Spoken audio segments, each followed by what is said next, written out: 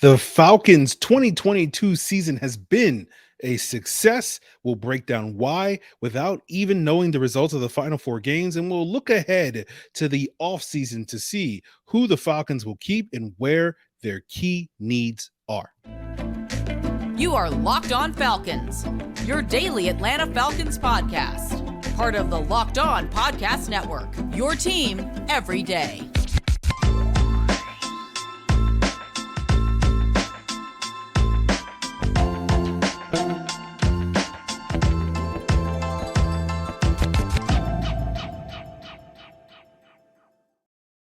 So, guys, you know me. I'm Aaron Freeman. Been covering the Falcons for many years, formerly at FalcFans.com. RIP. You know me as Mr. Drew, as Sirius Black, and of course, the very humble host of this illustrious Locked On Falcons podcast, your daily Atlanta Falcons podcast, part of the Locked On Sports Atlanta podcast family, your team every day.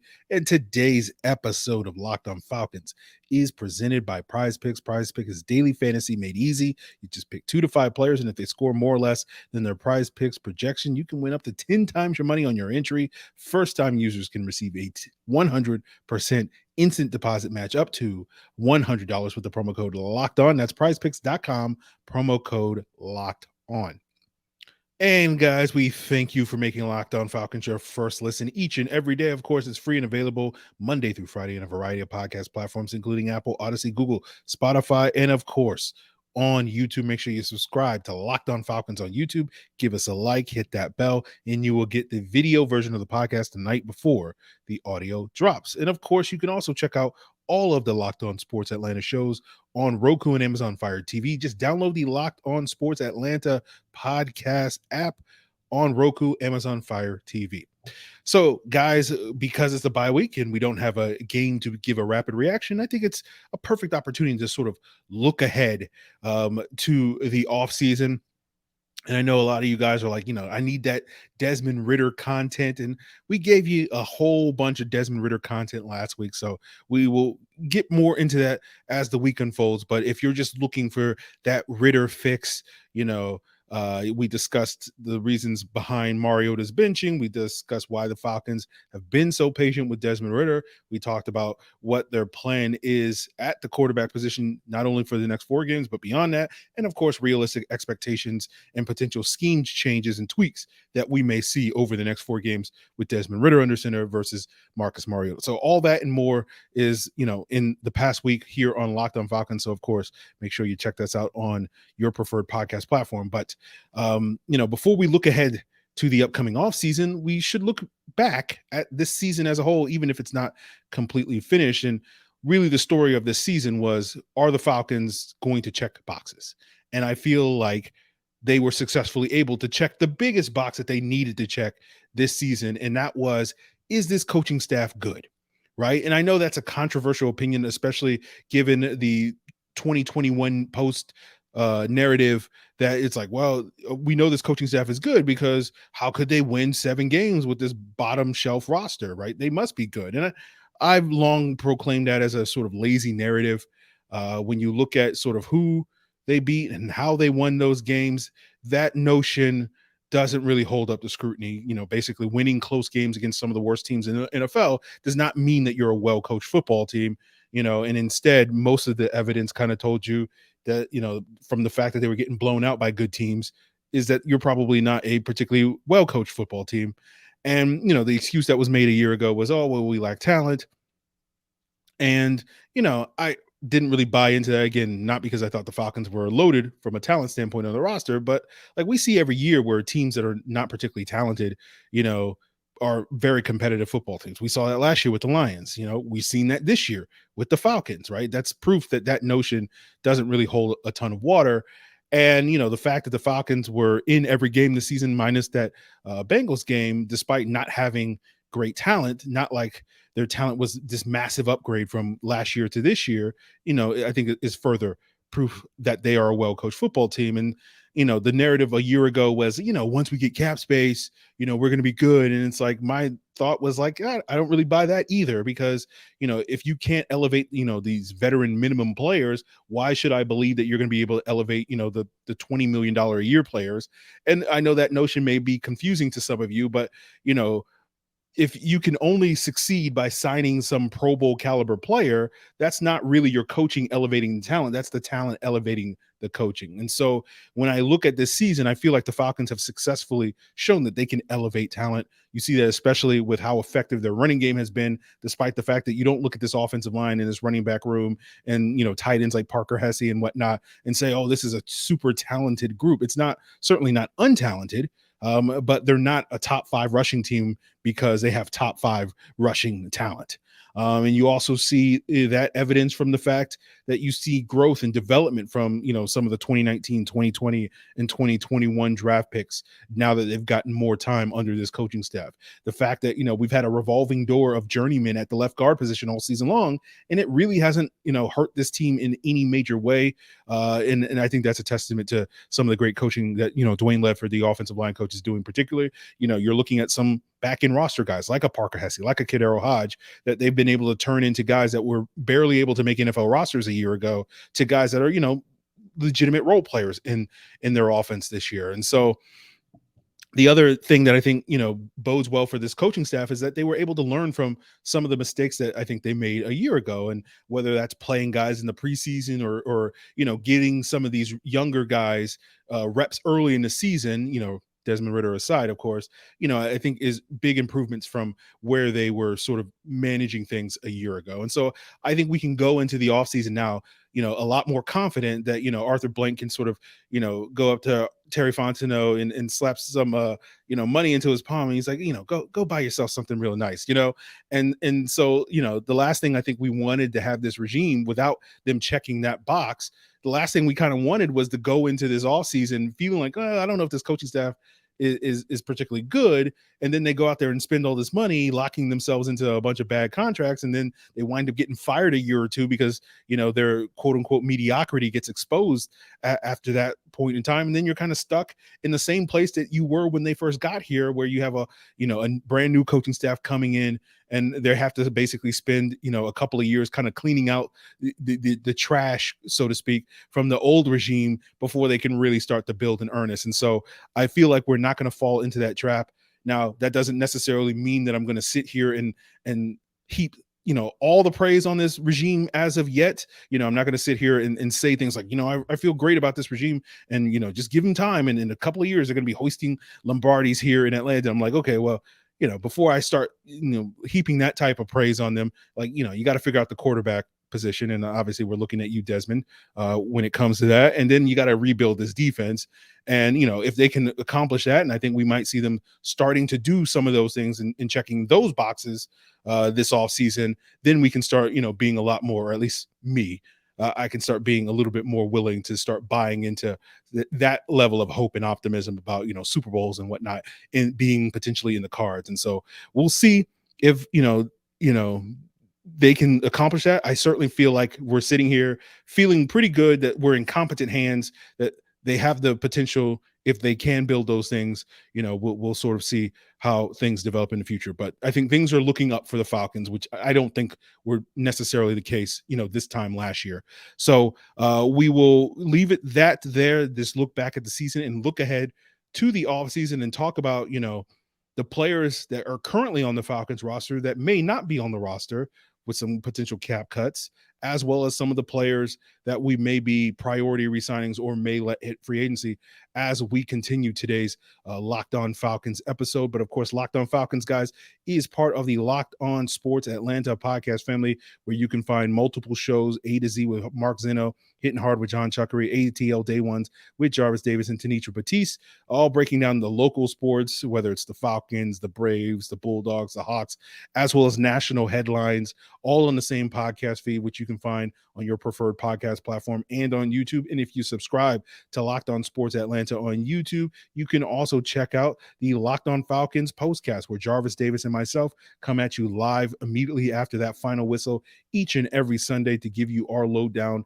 on the most recent Falcons game, within minutes of that final whistle. So check out Locked On Sports Atlanta on YouTube. Check out Locked On Sports Atlanta on Roku and Amazon Fire TV as well. Now, guys, I want to tell you about our sponsor, Turo, the world's largest car sharing marketplace. With Turo, you can book any car you want, wherever you want, from a community of local hosts. Browse a huge selection of vehicles for just about any occasion or budget across the US, UK, Canada, and now in Australia. Book that spacious SUV for that family road trip. You can book a classic or luxury car for a big event. Find an affordable economy car that's just going to get you from A to B if you're on a budget, or you can test drive that new electric vehicle to see if it fits your lifestyle. Many Turo hosts can deliver the car directly to you. Every trip is backed by liability insurance. Terms, conditions, and exclusions apply. Ditch the boring rental cars and find your drive at Turo.com. That's Turo.com. And guys, this episode is brought to you by Audible. Audible is releasing a new slate of football podcasts that we're sure you're going to love. Check out the sneak peek of Think Like a Champion podcast available on Locked On Presents right now. Think Like a Champion is a brand new podcast from Russell Wilson and Audible. Russ is a champion on the field, but off it, we rarely know about the grind on the path to greatness. Russell Wilson, along with his co-hosts, are digging into how high-performance athletes, artists, and leaders push the boundaries of their potential. Each episode features interviews with Olympic medalists, NFL stars like Von Miller, business leaders. All the hosts are going to swap stories and share proven mental techniques that have gotten the world's most elite performers across the finish line and beyond. Head over to Locked On Presents for a sneak peek of Think Like a Champion right now, or you can catch the full series for free on Audible or wherever you get your podcasts. Audible, get in the game. And guys, I want to thank you for making Locked On Falcons your first listen each and every day. And of course, for your second listen, why not check out Locked On Sports Today? From the games that matter to the biggest stories in sports, go beyond the scoreboard and behind the scenes with the local experts and insights that only Locked On can provide by subscribing to Locked On Sports Today, available on YouTube or wherever you get your podcasts. So, guys, looking ahead to the offseason, let's start in chronological order, right? We always focus on the draft and free agency and whatnot, but, there are steps before you get there, and that's usually starting with cap cuts, right? Those are the first moves of the offseason. You purge the roster of the guys that you think may be a little bit more expensive and aren't, getting that return on their value. And there's only really two players that you look at the Falcons roster currently that are potential cap cuts. A lot of that is basically due to the fact that pretty much everybody on the Falcons roster is either operating on a one-year contract or is on a rookie deal, so therefore is not, subject to being cut due to their cap numbers. So the two players we're talking about are Marcus Mariota and Casey Hayward, right? Mariota's cap hit in 2023 is going to be $14.5 million. The Falcons could save $12 million by cutting him. And it does seem likely at this point in time that they will wind up cutting him. He certainly will not be back in 2023 at that price tag. And so there will be at least an adjustment made at the very least, if not an outright cut. Now, the Falcons just recently picked up another quarterback in Logan Woodside on Saturday, signed him off the Titans practice squad. And, that led to a lot of people speculating, they're bringing another quarterback because they're about to cut Marcus Mariota. No, they're bringing in Woodside because he's going to run the scout team. That's what Desmond Ridder did prior to that. They're not going to ask Marcus Mariota to do that. That would be disrespectful to have him run the scout team at this point in time. And, of course, Felipe Franks isn't running the scout team either because, he's too busy turning into the next superstar tight end in practice to take all those reps at the quarterback position. So that's essentially what Woodside's going to do for the next, 4 games, and potentially we'll have an opportunity to come back next year and compete for a depth spot, especially in a world where Marcus Mariota is not there. But as I said, Mariota is pretty much guaranteed not to come back at that cap number. He could come back at a reduced salary. Maybe the Falcons cut him first and then resign him to a lower price, or they restructure that contract in some way. Certainly a scenario where I could see the Falcons cutting Mariota. He kind of shops himself around, seeing if he can get another opportunity to compete for a starting job next season. And if he doesn't, then the Falcons welcome him back with open arms at a reduced contract, and then basically say, we have one of the best number 2 quarterbacks in the NFL. That's going to be a guy that's going to help out Desmond Ridder, or another young quarterback that they want to develop in that room, basically being the Matt Schaub or the Chris Redmond to a young Matt Ryan. Looking at Casey Hayward's 2023 cap hit, it's about $7 million. They could save $5 million of that by cutting him. Hayward, of course, the thing going against him is the injury and the fact that he's 33 and will turn 34 by the time we get to opening day of that 23 season. And while the Falcons don't really have a ready-made replacement on the roster for Hayward, like they seemingly do with Marcus Mariota and Desmond Ridder, I don't think Darren Hall and Rashad Fenton have done enough to prove that they're capable of being that starter opposite AJ Terrell, and we obviously have not seen D. Alford get too many opportunities in that role this season. So we'll see if the Falcons feel like they can upgrade over Casey Hayward. I think that's going to be the thing that will prompt them to move on from him. If they feel like they're in a position to upgrade, which they could be in free agency or with an early round draft pick, certainly I think that is a possibility. So I would say it's probably about 50-50 at this point in time, or maybe like 55-45 that Casey Hayward is cut at this point. 55 being he's more likely to get cut than kept, but we'll sort of see how that plays out. And then after you make those cap cuts, then it's really about re-signing your own free agents before you actually get to the open market. And the Falcons have 25 guys, roughly half their roster, that are poised to be unrestricted free agents at the end of this year. That includes several starters like Kaleb McGary, Rashaan Evans, Lorenzo Carter, Olamide Zaccheaus, Elijah Wilkinson, Bradley Pinion, Keith Smith, and Isaiah Oliver. So we'll focus on those guys rather than the sort of the depth guys in terms of who may be coming back. I can say with a good degree of confidence that Zaccheaus, Elijah Wilkinson, Bradley Pinion, Isaiah Oliver will probably be brought back. I feel like they've all earned new contracts, and they're not going to cost you a ton of money where you're going to feel like it's going to be really hard to keep those guys from hitting the open market. Of the remaining guys, I think Keith Smith and Rashaan Evans would be the two I would bet the least amount of money on being retained. Smith has been solid this year, but they could get younger. Smith is 31 next year, and it feels like the Falcons want probably a little bit more of a versatile hybrid fullback, tight end, H-back type of player. You could see Parker Hesse step in that role. You could see John Fitzpatrick, their sixth round pick from last year, potentially stepping into that role as well. So it feels like we could see the Falcons moving on from Keith Smith this year. Rashaan Evans, I think the Falcons would probably like to have a veteran in that room, where they have Michael Walker and Troy Anderson. But, I think they drafted Troy Anderson with the expectation he's going to start next year. And as I've said many times, there's really no reason to, retain Rashaan Evans over Michael Walker, because I think Michael Walker is bringing a whole lot more to the table than what Rashaan Evans is bringing. So, I think if they're going to go after a veteran player, there are better options than Rashaan Evans. So that makes me skeptical of him being retained. And that leaves the last two guys that are similar toss-ups with Kaleb McGary and Lorenzo Carter, right? I expect the Falcons to try to re-sign Lorenzo Carter. I expect them to give him an offer. I don't know if that's going to be a substantial offer, basically more than what he got last year, which is kind of another 1 year prove it type of deal. And maybe he winds up, exploring his options on the open market and may get a better option elsewhere.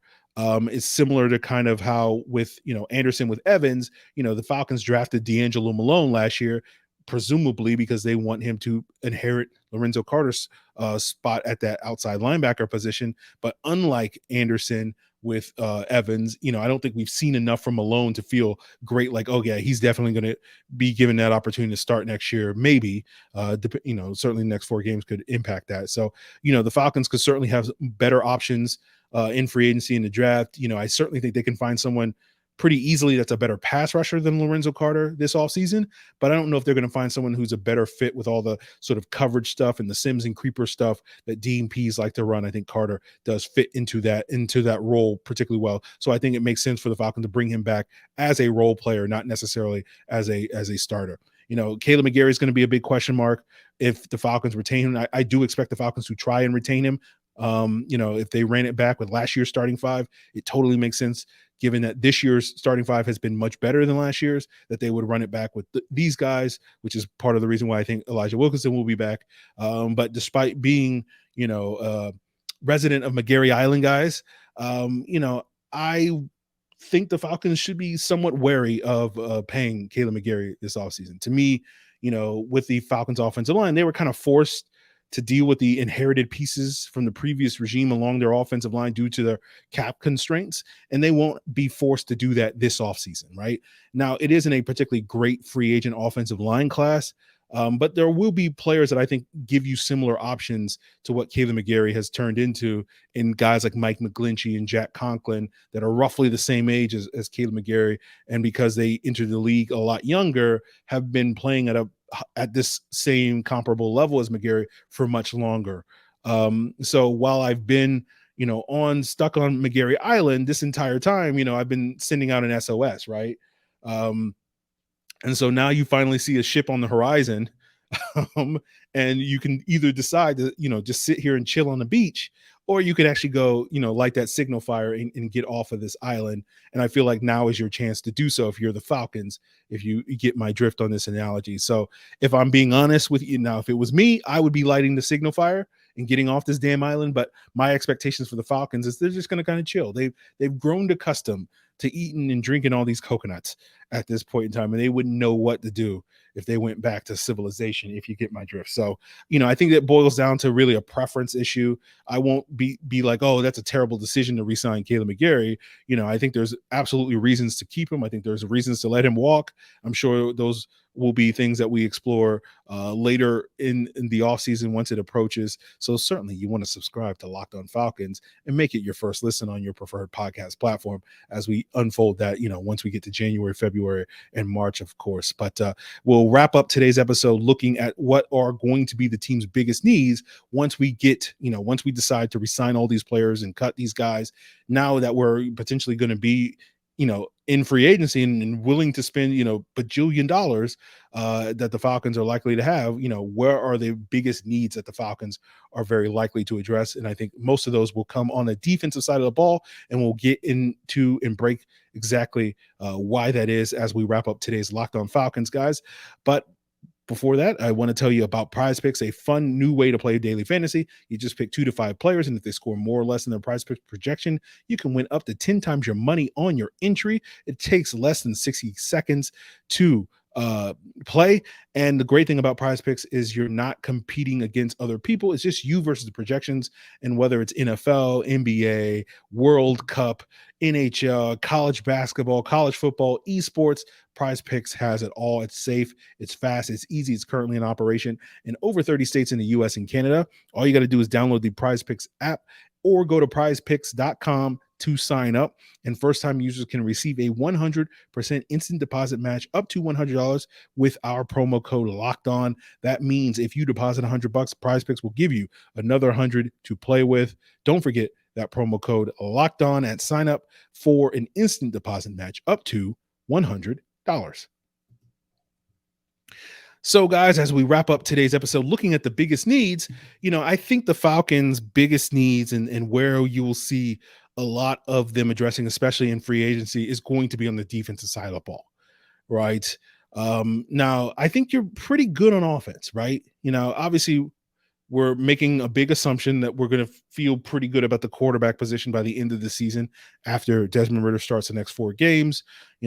We'll just make that assumption. Again, whether that winds up being true, we'll see. But if you have a relatively stable quarterback situation, you feel good about moving forward with Desmond Ridder as your starter, you're mostly looking pretty good elsewhere on the offense. Obviously, you still have some question marks, and you got to figure out some things on the offensive line. You got to see if you're going to make upgrades or changes at the left guard position, at the center position, and particularly if Kaleb McGary walks at the right tackle position. But generally, you like kind of where you are at the other skill positions like running back, wide receiver, tight end. Across the board, you could tweak some things, add some depth, all that and more. Again, I think when you look at the offensive line in particular, you can probably run it back with the same starting 5 and then feel pretty good about drafting some developmental guys in the middle of the draft, and feel pretty good about Dwayne Ledford's ability to coach those guys up and develop them based off of the results that we've seen, this past season with the current offensive lineman. And so, I don't know if the Falcons going to spend a ton of money on the offense in free agency. Like, again, maybe they get another starter at the offensive line or something like that.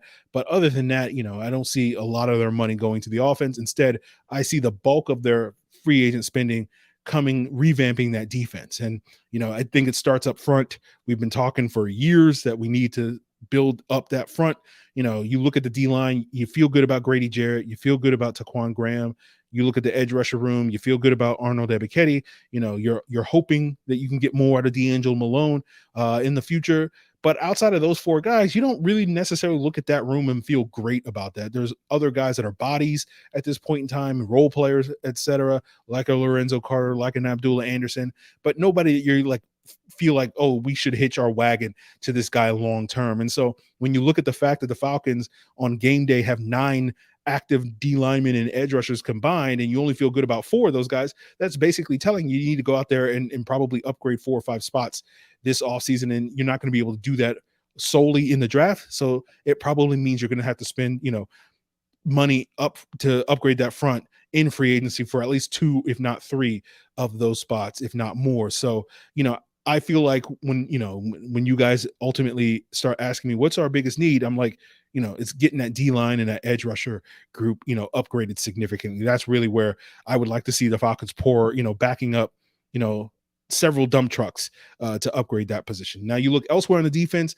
I think you're okay at linebacker. Again, you have young guys like Walker and Anderson that you feel like you can give more opportunities to see what they can develop into. You could resign a Nick Kwiatkowski for depth to be that veteran in the room.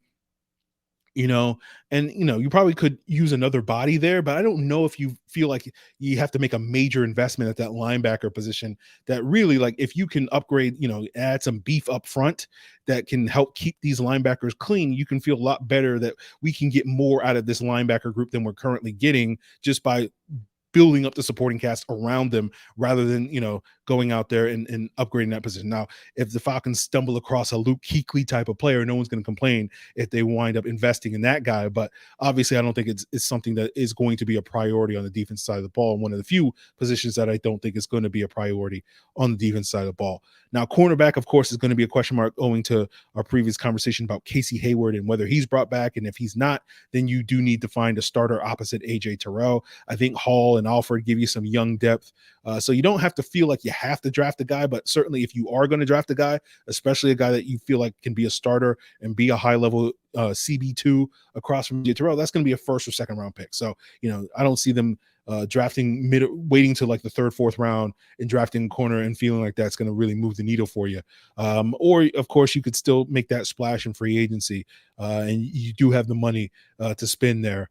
But I'm not quite expecting that. So if I was to guess, I'm thinking that they'll probably use one of those early round picks in the 1st or 2nd round on a cornerback rather than spending a bajillion dollars on some veteran in free agency. I feel like, trying that with Casey Hayward, you tried, didn't quite work out the way that you want due to injuries or whatever. And you can run it back with Hayward and try to get someone younger in that room. If it was up to me, that would be my guess. Now, safety is another position I think you could certainly upgrade. You feel pretty good about Richie Grant at this point in time. Hawkins has been fine, serviceable, whatever you want to call him. But I think we kind of see him more as a 3rd safety rather than a full-time starter. So it does feel like in addition to that front 4, if you're going to make a splash in free agency, it would make total sense to go safety rather than waiting to the draft again, because youth has not been the issue for the Falcons at safety. You want to get someone that can solidify that position. That seems more like a free agent move. So, I think the Falcons will spend money and add multiple players this offseason. I'll be curious to see how much money they spend this offseason. I'm not expecting them to go crazy and make a ton of big splashes, maybe 1 or 2, right? But, I think we're going to see a couple of dips in the pool. They're going to toe the waters. They may sign multiple players, but I don't know if those are all going to be like big time free agents where they're going to be resetting the market or anything like that. Because honestly, I think when we look at ahead to the offseason and think about what the biggest contract they're going to wind up giving out, I think it's going to be internal to a player like Chris LIndstrom. That, my expectation for what Chris LIndstrom's contract is going to be somewhere between like 16 million a year, maybe 20 million a year, something like that. And I think that's going to be the biggest contract that they give out, right? And it's really all about paying the right guys, right? You've seen them do that with Jake Matthews and Grady Jarrett. You want to pay your leaders. And I think LIndstrom is one of those players. You potentially could see them paying AJ Terrell next offseason when he becomes eligible for that. In addition, to joining that group of leaders and being these captains and whatnot. And that's another contract that could be approaching or exceeding $20 million. I'm sure some of you are already jumping in the comments saying he's not worth that money. That's not really the point at this point in time. But the point is that you want your highest paid players to be the leaders in your locker room, because that's aspirational for the young guys to basically look at that and say, oh yeah, like if I do all the right things, then I will be rewarded with a big time contract. And generally speaking, you're not signing those types of players in free agency, right? If that free agent that you're bringing in is such a great leader, then why is the team that he's currently on letting him walk, right?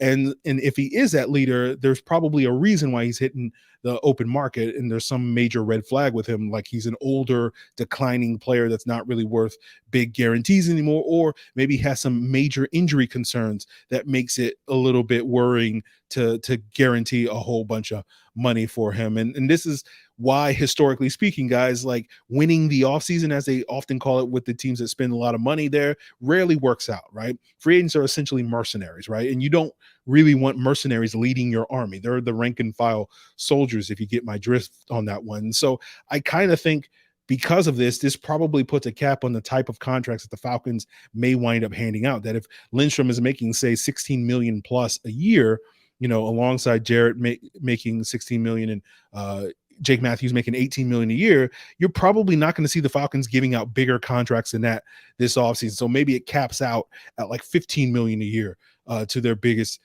free agent. And so I'm sure as we get closer to free agents, we'll talk a little bit more about some of the guys that may be worth that type of money. But, in terms of like paying some of the guys that may be, setting new levels to the market that are usually north of that $15 million a year, I don't necessarily see the Falcons doing that. And instead, I could see the Falcons, instead of making those big $15 million a year splashes, instead you sign two guys to like $7.5 million, and you're basically getting twice the bang for roughly the same buck. And I personally think that's a smarter approach to free agency for the reasons I mentioned, where you're not really signing, the best players in the league. You're signing the players that most teams are looking at that are expendable. Kaleb McGary is kind of that way, where he's good enough to pay him, but at the same time, like, do you really feel like all of a sudden, like, the Falcons offensive line is going to be devastated if they were to allow Kaleb McGary to hit the open market, right? It's those types of guys that usually hit the open market, and you have to be a little bit reluctant to sign those guys. Now, of course, if a future Hall of Famer like Alex Mack or Drew Brees or Von Miller or Charles Woodson hit the open market, then yeah, back up the truck and pay those guys. But generally speaking, those aren't the guys that are getting the new market-setting deals. Christian Kirk, I don't think is going to make people forget about like Julio Jones and DeAndre Hopkins in terms of, setting the new market. So that's my thoughts on the Falcons offseason plans. To recap today's episode, I think this season is a success because the coaches proved that they weren't bad. I think we'll see several familiar faces re-signed to the Falcons, especially the cheaper ones, but maybe a higher price guy like Kaleb McGary may be allowed to test the market. So we'll see about that, and we'll see what the Falcons do with Marcus Mariota and Casey Hayward if those guys come back. And I could see the Falcons spending a lot of money on the defense once we get to free agency, but they may not be making as many big splash signings and market setting signings as I think maybe some people would assume that they will. And so those are kind of my general expectations for the upcoming offseason. As of today, obviously, we got 4 more games and several more months after the season that we may have to make adjustments and tweak some things as we, input new data and information that may change our perspective on some of these moves. But that's generally, guys, my thought process on this upcoming offseason. And we'll still have some great content for you guys. Of course, later in the week, we'll preview that Saints game with Locked On Saints host Ross Jackson. I don't know what day Charles McDonald of Yahoo Sports is going to come on. It may be tomorrow's episode. It may be later in the week as well. We'll probably have Jarvis also later this week on the podcast. And we'll probably talk a little bit more about Chris LIndstrom in not his contract necessarily, but him as being one of the few Falcon players that I think is deserving of being going to the Pro Bowl this year. And we'll talk about maybe some other names that may also make that list and maybe talk about some other standouts for the Falcons that, even if they're not Pro Bowl worthy, have really sort of surprised us this year in that regard. So that will be something for future episodes later this week, guys. So make sure you subscribe to Locked On Falcons and continue to make it your first listen. And of course, check out Locked On Sports Atlanta and Locked On Sports Today for your second listens. And check out Locked On Hawks, Locked On Bulldogs, Locked On Braves, and so much more here on the Locked On Podcast Network, your team every day.